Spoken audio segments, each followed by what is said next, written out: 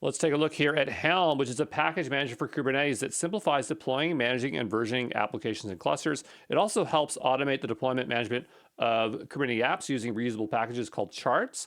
So charts are Helm package apps, which are pre-configured Kubernetes resources that can be shared and deployed.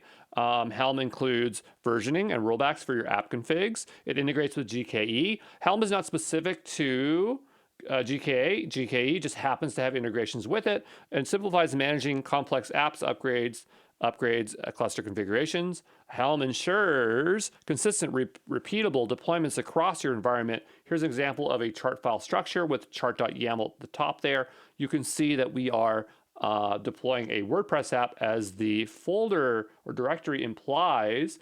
Take a look at the charts directory, which contains charts that it depends on, so its dependencies.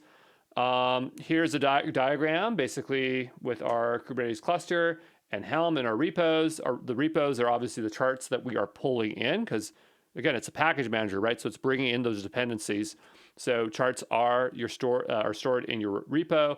Admins download and customize a chart. Helm deploys the chart to Kubernetes cluster.